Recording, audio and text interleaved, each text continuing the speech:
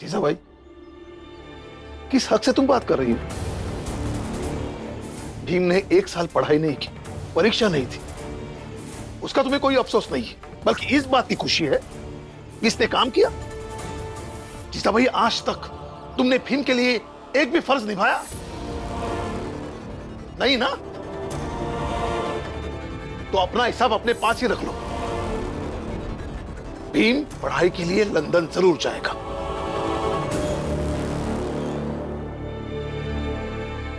हाँ बाबा, अगर भीम को लंदन जाने का मौका मिल रहा है तो उसे जाना चाहिए। वाह, ये सही है। भीम बाबू लंदन में पढ़े क्योंकि उनकी पत्नी को खिलाने के लिए तो आपने कमाना शुरू ही कर दिया है ना? लक्ष्मी, तुम नफरत में एकदम अंधी हो चुकी हो। अगर कुछ अच्छी बात नहीं कर सकती तो ऐसी बात तो मत क्या करो कि घर में परिवार के लोगों को ठेस पहुंचे। हाँ तो भेज दीजिए ना, भेज दीजिए अपने भाई को लंदन में और उड़ा दीजिए सारी तनख्वाह दूसरों पर। हमारा क्या है, हम तो रह लेंगे भूखे, जी लेंगे किसी तरह। हाँ, और जो प्रचंड देव के साथ दुश्मनी ले रखी है इसने, वो हम सब भुगतेंगे। भीम पाप करता रहेगा और प्रायश्चित हम सब करेंगे। इतना सा जीवन है हमारा, उसमें भी। चुप रहो, चुप रहो सब लोग।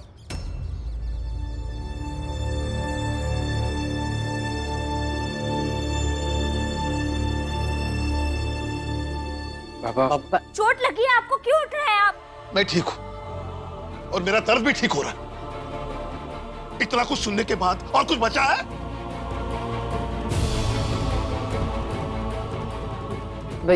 भैया,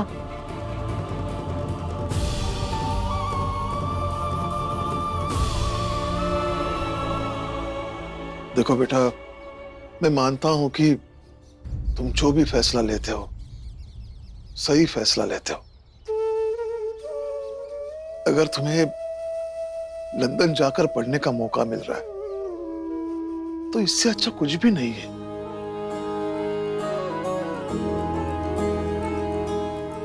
इसलिए मुझे ऐसा लगता है कि तुम लंदन जाने की तैयारी करो।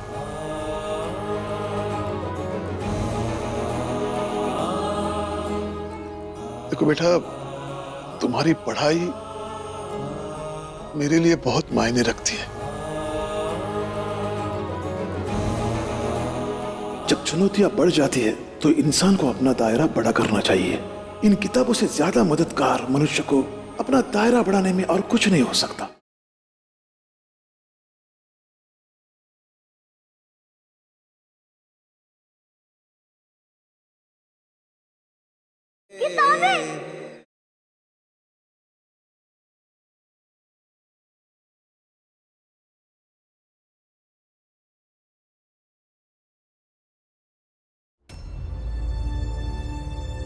ऊंची जात का होकर छोटी जात के आदमी के साथ रहता है, तुझे जीने का कोई हक नहीं है।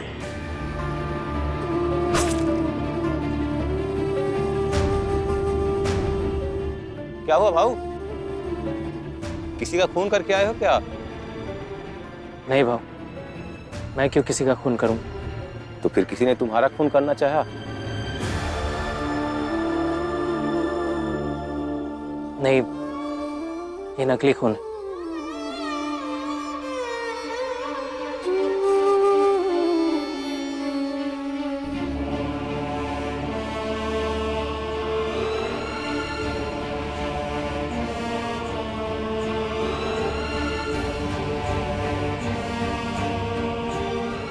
आओ, एक चाय दीजिएगा। ठीक है। बस तुझे यही समझाना था कि उस छोटी जात के भीम के साथ रहना छोड़ दे, वरना तेरे चक्कर में वो कोई और मारा जाएगा। मुझे डरना नहीं होगा, मुझे लड़ना होगा। मुझे किसी भी हाल में भीम को इस दलदल से निकालकर उसके लंदन में पढ़ने की व्यवस्था करनी ही होगी। Thank you.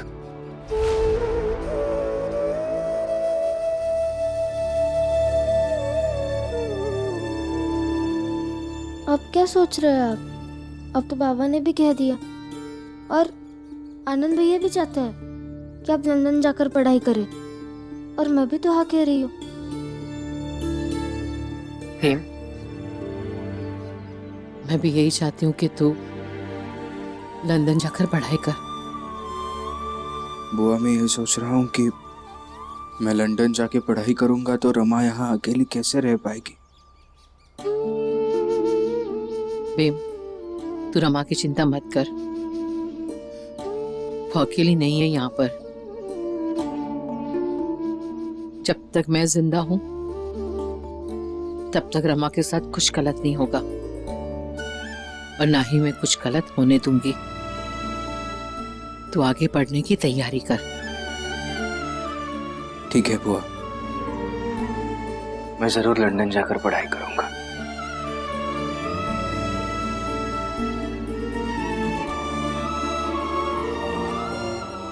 काका,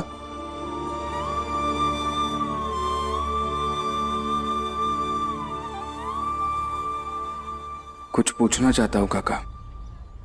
हाँ बेटा, पूछो ना। यदि तुम ये पूछ रहे हो कि तुम्हें लंदन जाना चाहिए या नहीं, तो बिल्कुल जाना चाहिए तुम्हें। ये नहीं पूछना चाहता हूँ मैं ये पूछना चाहता हूँ कि क्या बाबा सच में गिर गए थे?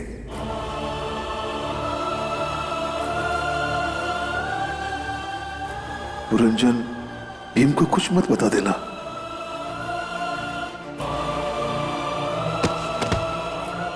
बेटा, ऐसे सवाल क्यों पूछ रहे हो तुम?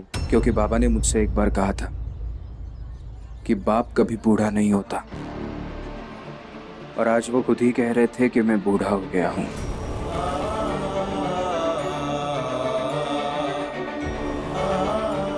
सच बताइए काका।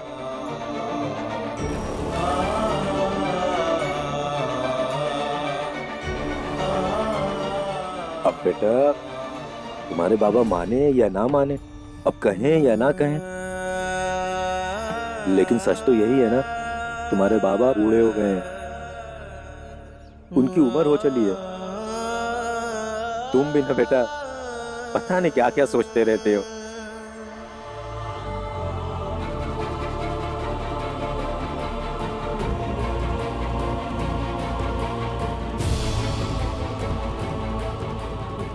बेटा, इससे पहले कि मैं तुम्हारे सामने धीरे धीरे लाचार बन जाऊं, तू चला जा पढ़ने बाहर।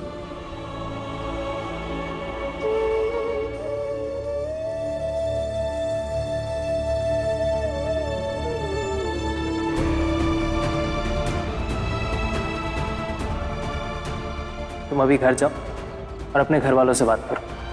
मैं अपने घर जाता हूँ और अपने घर वालों से बात करता हूँ। अरे माफ कीजिएगा बाबू, आप ठीक तो है? मैं कहीं खोया हुआ था। अरे कोई बात नहीं, आप तो वही प्रचंड देव के भाई हैं ना, जो लंदन से पढ़ के आए हैं। अब आप तो इतने पढ़े लिखे हैं, तो कहीं ना कहीं तो खोए रहते होंगे। आपका तो यूँ खो जाना लाजमी है। वैसे लंदन में पढ़कर आपने उस छोटी जात वाले भीम से दोस्ती क्यों कर ली? अब देखिए, आप उस छोटी जात वाले भीम को छुए होंगे, फिर आपने मुझे छू लिया। वैसे तो मुझे आपसे मिलकर खुशी होनी चाहिए थी, पर अब मुझे अपना शुद्धिकरण कराना ही होगा।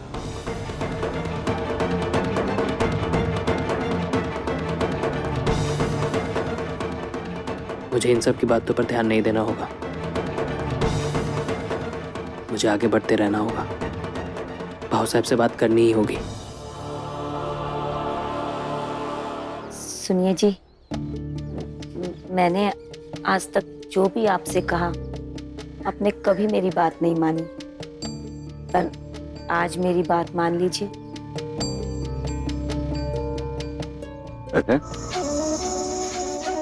कौन सी बात? जी यही कि आप नरोत्तम जोशी के साथ मिलकर देवर जी के साथ जो भी कर रहे हैं ना, वो देवर जी के लिए सही नहीं है।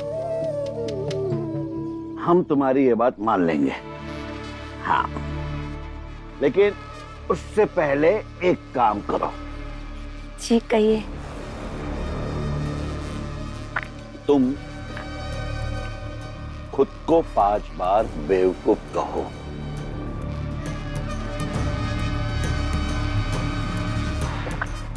आंखें फाड़ फाड़ के क्या देख रही है? बोला ना, बेवकूफ कहो खुद को। मैं बेवकूफ हूँ, मैं बेवकूफ हूँ, मैं बेवकूफ हूँ, हाँ मैं बेवकूफ। अरे अरे गवार हो गया। जी अब आप मेरी बात मान जाएंगे ना? चले पकड़।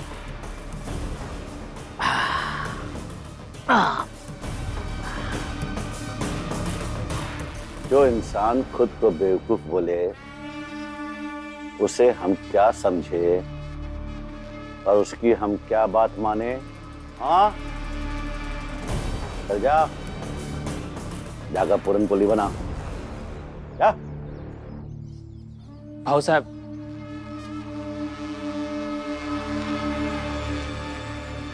वैभव,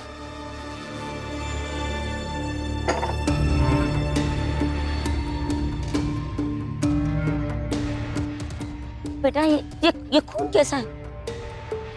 ये क्या हुआ तुम्हें? ये खून कैसा? तुम ठीक तो हो? मैं ठीक हूँ भाऊ साहब।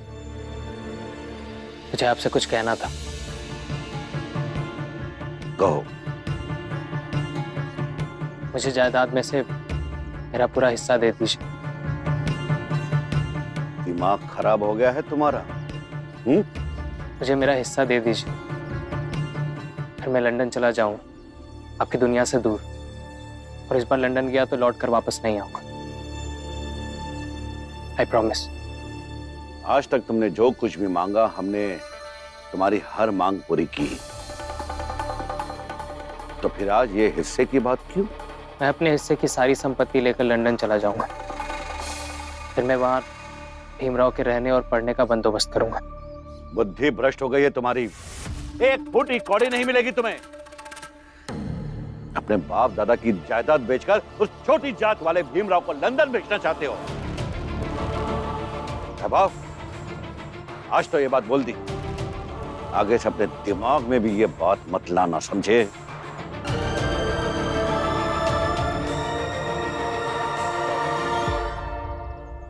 हाँ साहब, मैं बहुत परेशान हूँ। मैं बहुत परेशान नहीं रहना चाहता। आप प्लीज मुझे मेरा पूरा हिस्सा दे दीजिए, फिर मैं लंदन चला जाऊंगा। और जल्दी भीम को भी अपने साथ अपने पास लंदन बुला लूंगा। आप रहना अपने व्यवस्था के साथ। कोई नहीं रहेगा यहाँ आपको रोकने या टोकने के लिए। प्लीज। वो छोटी जात का भीमराव लंदन जाएगा? किसी भी हाल में ये दोनों लंदन साथ नहीं जाएंगे। जरूरत पड़ी तो मैं अपने हाथों से उसका गला घोट दूंगा। रमा, मैं अभी केलुस्कर गुरुजी के पास जाता हूँ। उनसे पूछूंगा कि लंदन जाने के लिए क्या क्या तैयारी करनी होगी, और फिर उसके बाद नगर पालिका के ऑफिस में भी जाना है।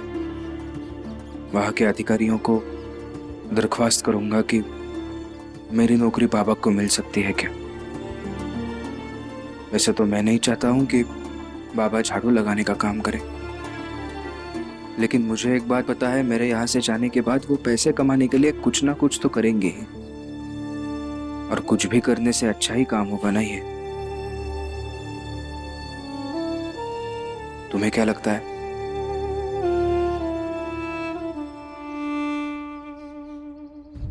ये सही है। पापा को काम मिल जाएगा तो घर में थोड़े पैसे कमाने लगेंगे, और काम भी घर के पास ही होगा।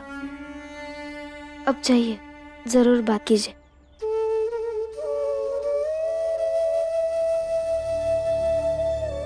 क्या हुआ रमा? कुछ नहीं।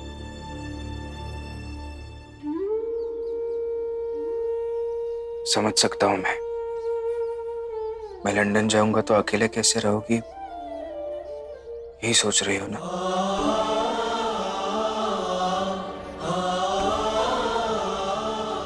मुझे भी तो वहां अकेले ही रहना होगा रमा, और तुम्हारे बिना रहना बहुत मुश्किल लगता है, सच में। और इस तरह से तुम्हारे आंखों से आंसू निकल आएंगे, वो और भी मुश्किल हो जाएगा।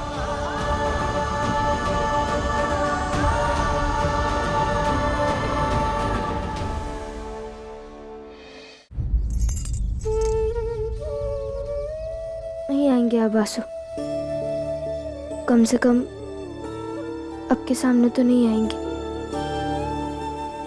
अब आप जाइए जल्दी, और जल्दी आइए, परसों से आपकी परीक्षा भी है। चलता।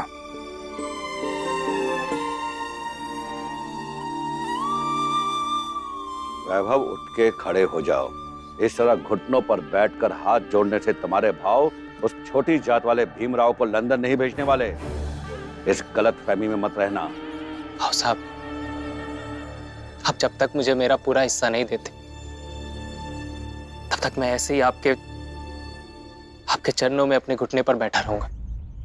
देवर जी उठ जाइए ना। बेवकूफ औरत, पीछे हो। ये भूल गई कि ये अशुद्ध है, छोटी जात का है ये, इसे छूने से पाप लगेगा।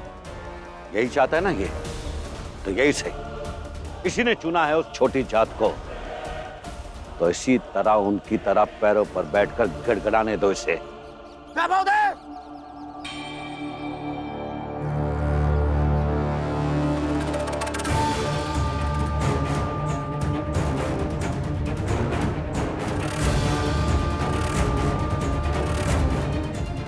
मुझे एक बात सच बताओ, रास्ते में किसी चाय की दुकान पर चाय पी थी आपने? नरोत्तम, हुआ क्या? चंद्रदेव जी, क्या बताऊं मैं। वैभव देव से नाराज कुछ उच्च जाति के लोगों ने उस चाय वाले की दुकान तोड़ दी, घायल करके वहीं छोड़ दिया उसे। लेकिन क्यों? क्योंकि आप भूल जाते हैं कि अब आप छोटी जात के हैं। क्योंकि आप जहां चाय पी रहे थे, वहां उच्च जाति के लोग चाय पीते थे। वैभव देव, चंद्रदेव जी कितनी बुरी तरीके से मारा है उस गरीब चाय वाले को। बुरा लगता है जब किसी गरीब के साथ अन्याय होता है। प्रचंड देव जी,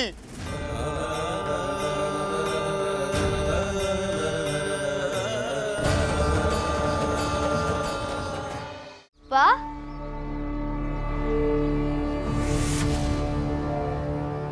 बड़ी खुशी हो रही है तुझे कि तेरा पति लंदन जा रहा है। हाँ, मेरे पति लंदन जा रहे हैं, तो मेरे लिए तो ये खुशी की ही बात है। भीख में मिले हुए पैसे से जा रहे वो लंदन। इतना क्यों इतरा रही है तू?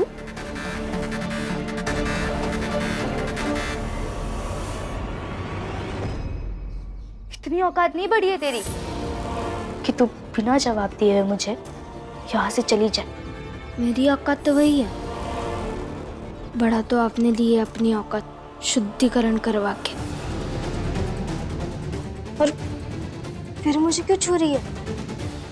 आप मुझे छुएंगे तो अशुद्ध हो जाएंगे ना, बेवजह आपको शुद्धिकरण करवाना पड़ेगा। बहुत बोलने लगी है तू। बताऊं मैं तुझे? हाँ? दीदी हाथ छोड़िए। नहीं छोड़ूंगी। दीदी हाथ छोड़िए, मुझे उनके लिए खाना बनाना है। वो आएंगे तो उन्हें खाना खाकर पढ़ाई भी करनी है। हाथ छोड़िए। नहीं छोड़ती मैं तेरा हाथ। क्या कर लेगी तू? हाँ? दीदी, दीदी हाथ छोड़िए।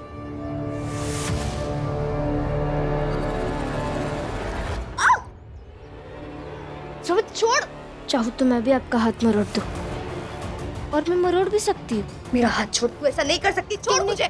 क्यों नहीं कर सकती? आपको पता है दीदी, मैं जब छोटी थी तो मेरे बगल में एक दीदी रहती थी। वो भी ठीक आपकी तरह ही थी। पता नहीं क्यों बेवजह बार बार गुस्सा करती थी, ठीक आपकी तरह।